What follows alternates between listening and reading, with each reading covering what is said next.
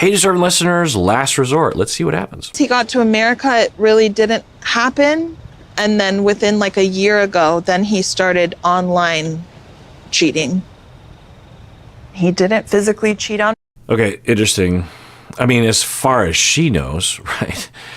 How would she know that he wasn't cheating? But anyway, so according to her, and I trust that her judgment's probably pretty good about this. She's saying that he cheated before he came to the States, and then he comes to the States, and then he didn't cheat. And then a year ago, he started online cheating. So there's a span of time where he wasn't cheating. Okay.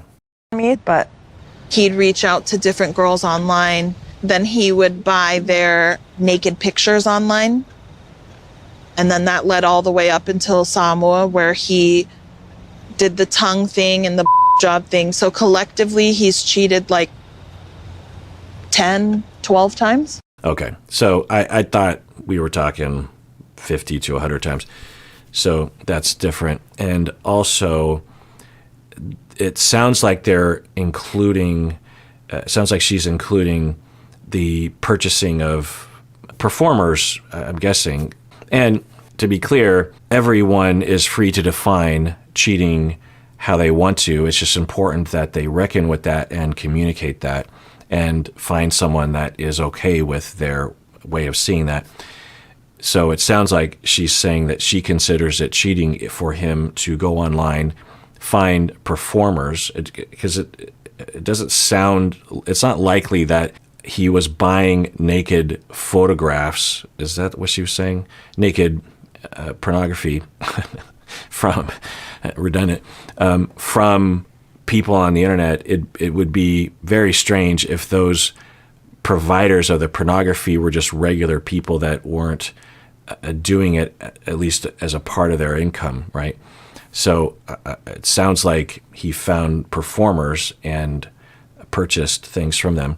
And she's free to define that as as cheating and as infidelity, but other people wouldn't necessarily consider it that.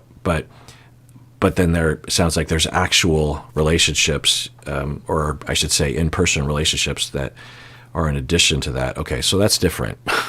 And just in terms of my gauge of what is the typical range of infidelity behaviors and patterns, it sounds much more in the realm that I thought it was originally. So I guess I was thinking something different.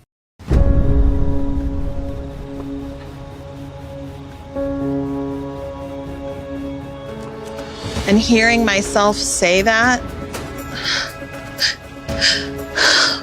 I'm just disgusted with myself. And to be clear, even though I have downgraded the severity on my scale, that has nothing to do with her scale or the amount of pain. You can experience infidelity in your partner very low on my quote-unquote scale. And I say my scale because it's just my scale. It's not everyone's scale. We tend to talk about our own scales as if it's the world scale, but everyone has their own sense of that and are entitled to that. Again, it's important to communicate. I say that because there will be people who will, either for religious reasons or cultural reasons or just their own reasons, that say, for instance, they consider looking at pornography to be cheating, whereas other people don't. And if you wait until there's an incident of discovery, like 5 years into marriage, and you discover that your spouse was looking at pornography, and you consider it to be cheating, which is fine, but you've never had that conversation in a way that was actually open and giving each person a chance to talk about it, then you don't necessarily have a leg to stand on, because the other person might have not known that that was your policy. But the problem is that a lot of people assume things. There's a lot of sex negativity. It's not common for couples in various cultures to even know to say such a thing. If they live in a culture where everyone thinks the same way, but then they date someone outside of that culture, they might not even necessarily know that it's not a universal, So that's why I say that. But bottom line, to whatever degree it happened, it was very painful. and is very painful. It is typically very, very painful. The internet or the world tends not to understand how painful it is. So I just want to be clear about that. So when you hear the pain, the deep pain that your wife has experienced, on her only support system through that time being her sister, what do you want to say to them?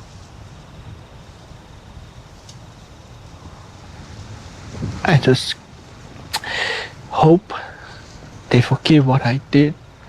Given the very brief description of the timeline, I would suspect that the early cheating was possibly due to his immaturity and not adjusting his mind to the fact that he was going to get married to somebody.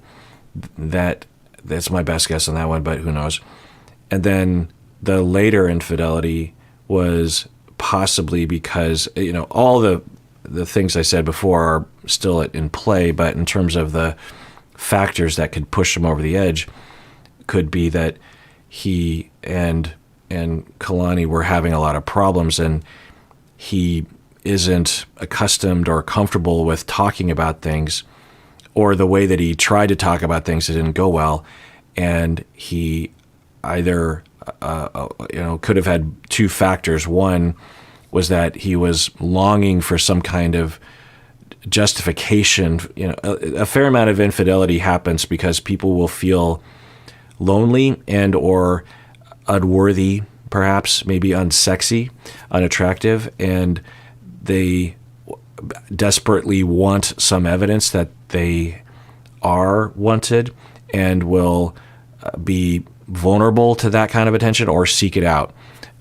That kind of infidelity is still obviously very hurtful and wrong, but you tend to get more sympathy around that kind of thing. If you had a partner that was hurtful to your feelings, and it's like with Scandival, with Tom Sandoval, that's what he was claiming, at least.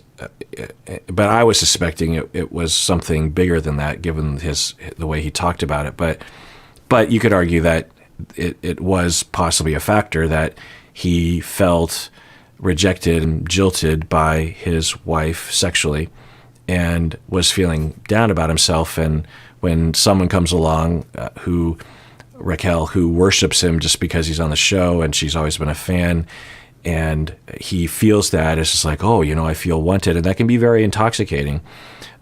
The healthy answer is to quickly take note of that, go to therapy, either break up or get couples therapy or something, or get that need met without having to make choices, thousands of choices to harm another person. Even if it's just one infidelity moment, there are thousands of choices that go into doing that. But I suspect that could be his factor that pushed him over the edge. You still need to have something else going on, because plenty of people feel unwanted and unsexy and they don't cheat, right? There's a lot of other options. So there's still something going on with him that would make him susceptible to that. And I won't repeat the hypotheses that I had, but that makes sense to me. That I wonder what his policy is, though, about the purchasing of pictures from performers on the internet. It's possible that they had never talked about it before. It's possible that he did know that it was cheating, considered cheating by Kalani. It's also possible, I don't understand the circumstances, and those picture purchases were more elaborate in terms of the interactions with the other people. I don't know. Today's video is sponsored by Ada. So I got COVID recently. It was probably the sickest I've ever been in my entire life. It was the worst. Well, did you know there are treatments you can take for COVID-19? And that means that there's something you can do if you get COVID, things you can do to avoid getting really sick. And that's where Ada comes in. You take their free questionnaire online. I've taken it. It's confidential. And you find out if you or a loved one may be eligible for treatment. If eligible, you can talk to a clinician via telehealth within 2 hours. And if prescribed, you can pick up your treatment from a local pharmacy. So click the link below to find out if you are eligible and learn more about treatment options. There's a lot of issues that I have Because growing up, my parents didn't taught me. I just don't have all of this experience. And that is something that we've talked about culturally. Almost all of the men in Samoa think it's okay. Okay, so we're getting some detail there. That's interesting. Also, I think he was talking more broadly, though. Was he talking about sexuality, or was he talking about responsibility? I don't know. I'd be curious. If I were the therapist, I'd be like, okay, when you say that, what do you mean that your parents didn't give you the experiences? Do you mean what she said, or is there something more than that or something?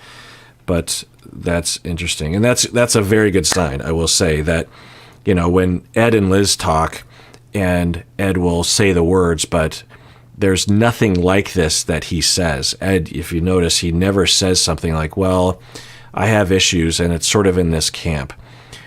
Even if we look to him and say, well, too little, too late, pal. Even if we look to Suelu and think, well, yeah, but that still doesn't explain. At the very least, he is looking and talking about what he has looked to. When he says this, it probably didn't just occur to him. It's been something he's dedicated some of his soul to in the preceding days or months or whatever. And he is recalling that work that he has done. This is evidence that he's worked, and that work also, in all likelihood, is on a foundation of humility, of a foundation of, I'm not perfect, and it's my responsibility to actually figure out what's going on with me to cause me to do that sort of thing, because I'm responsible for other people. I can't just say that it's always everyone else's fault. I can't just say I'm sorry and just expect it never to happen again. I actually have to take the time. I'm not saying it's robust. I'm not saying that I don't have a good prognosis for this for him because I don't know more information, but I just wanted to highlight that. And I will say this also for all y'all out there who might be evaluating early relationships or even long-term relationships, or thinking about dating again. This feature of someone's abilities is, in my opinion, the most important feature of someone's personality that they could have. It doesn't even have to be that robust. Suelu's isn't even that strong. But we notice with Ed, at least in the edit, he doesn't show it at all. And someone can be very charming. Someone can say the words that they're sorry. Someone can have that face that they're sorry. Someone can be pleasant to be around. But at the end of the day, I always hate it when people say that, but I don't hate it, but I just don't feel like I should be saying it. But anyway, at the end of the day, but really at the beginning of the day, throughout the day and night, every moment of it, you need to have someone that has the capacity to be able to admit that they did something wrong, and not only that they did something wrong, but that they did something wrong because there's something odd or particular or problematic or unhealthy about their personality because of what they went through. And he exhibited that very quickly. He's like, there's something, the cheating is I did that wrong. And he said that, I don't know if I showed that clip. He didn't make it. He never does, or at least in the edit from my memory, he never makes excuses. He's like, yeah, I did those and it's bad. And in this moment though, so that flow chart, he's working his way backwards. He's saying, I did that thing and it was wrong, and there's no one I can blame, and I feel bad. And it's because there's something about my personality. Where does that come from? It comes from an experience, chronically that I had in my family. That flow chart is the path to health and the path to relationships that are not harmful to each other. So the fact that he did that is great. And if you didn't see that in other people, like in Ed or in someone that you're dating, then, it's perhaps the biggest red flag. The types of things people talk about regarding red flags in dating, I'm always like, well, maybe, he argues with the waiter. You'll hear that one sometimes. And certainly that could be a red flag, but if someone had a bad day and they argued with the waiter, and then later they at least had something like this where they're like, oh yeah, I feel bad. I was arguing with the waiter. I have a problem because when I was young, my dad used to yell at waiters, and I sort of absorbed that. I'm working on it. That's a totally different flag than just looking at one behavior at dinner. You know what I mean? So a huge green flag is if you hear something like this. The problem is, how would you possibly test this out when you are in the initial stages of dating, because you don't typically harm each other? I mean, sometimes. And incidentally, I actually worked this into interviewing prospective students into my program. Smaller, typically psychology programs are smaller, meaning that it's not like thousands of students, meaning that there's not a lot of staff. And so one of the things that, and as professors, we had to do all sorts of stuff that in other larger universities are probably delegated. But one of the things that we did was we interviewed all the students as professors. We were really the only, there was a bit of an admissions process, but the entire approval process was us. We read the essay, we met them, we interviewed them, we figured out how we want to interview them, blah, blah, blah. And one of the questions that I came up with, because it was always the question that I wanted to ask, because it's the main thing that I need to know about a prospective student, is, do they have this ability? I mean, I won't go into details, because it's a different sort of context, right? But what I learned was that over 25 plus years as a professor, that occasionally I would come across a student that couldn't do this as a student, as a trainee in therapy. And my goodness, like, it's one thing in a marriage, but it's another thing when you're a clinician, when you're a therapist and you have that mantle, you have that responsibility, you have that license, that if you can't identify that you have done something wrong, and it has to do possibly with something in your personality that in all likelihood it has something to do with the way you were raised, then I need that person to be gate kept. That's what we call it. That they cannot enter the field. I will prevent them from entering the field. I'll do what I can to teach them that skill if there's some barrier, but if they can't learn that skill, then all bets are off. I don't care how smart someone is. I don't even care how much ability they have. Some people enter my program with a lot of just natural talent as a therapist. But if you can't identify that you did something wrong, because therapists, we're constantly doing things that are wrong, and clients almost never tell us. So we have to be so good at identifying when we've done something wrong that we have to look for it ourselves and not sweep it under the rug and not go into defenses. And then we have to not only just say, oops, I did that thing, but we have to start seeing patterns overall as a therapist in the way we treat all of our clients, and perhaps how we treat everyone in our life. And we also have to start looking at, well, where does that come from? We can go to therapy, and a therapist or a supervisor can help us with that, right? But ultimately, it's up to us to figure that out with other people's assistance, and we have to retain it, and we have to have it so solid in our minds that in the moment, as it is occurring in therapy with a client, that I don't have to sit down and say, I need to take a break from this client to really think, because that's not good treatment typically.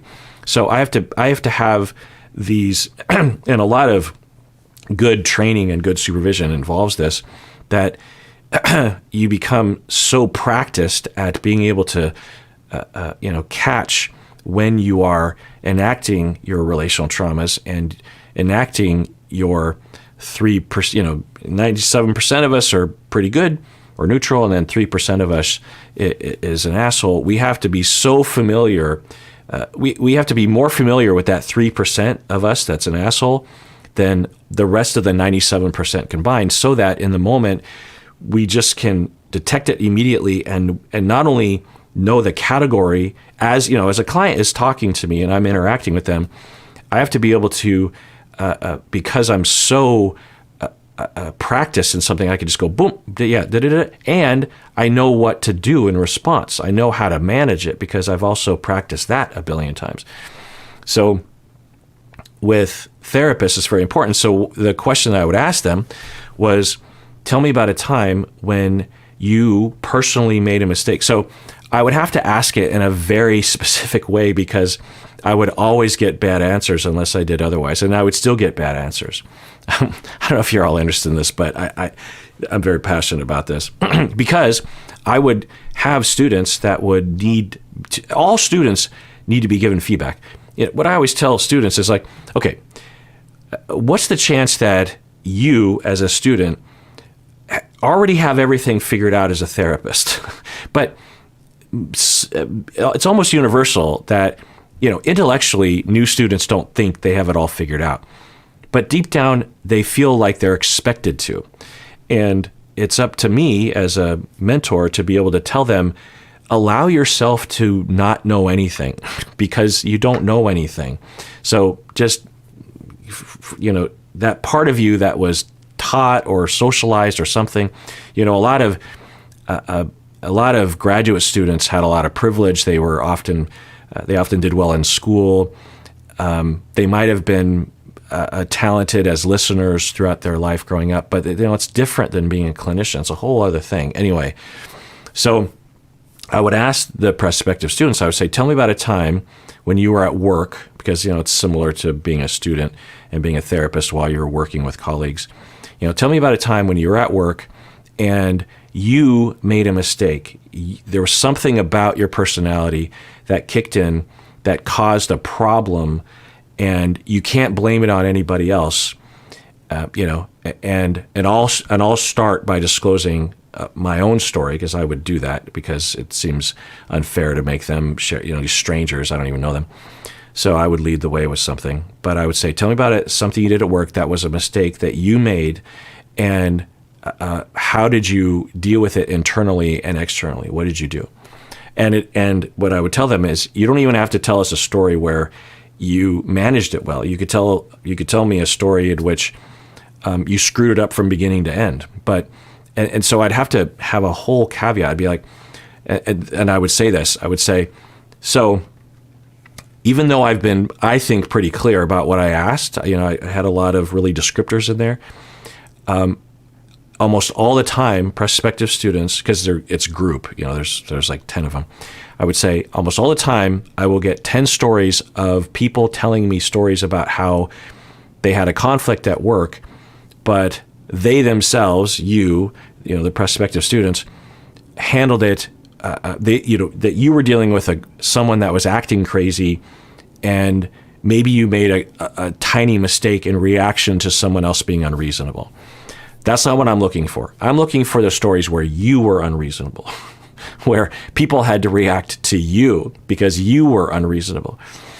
And because what I'm looking for is a story where someone can demonstrate to me that they have this ability to be able to say, okay, well, there was a time when I was at work and I was going through something and I was being hostile to people and I was getting on people's nerves and I was being harsh. I had 3 people underneath me and I was being really harsh to them, and I was blaming them for things. I didn't notice it because I was struggling, and I had that kind of modeled to me when I was a kid, and so I was treating other people that way.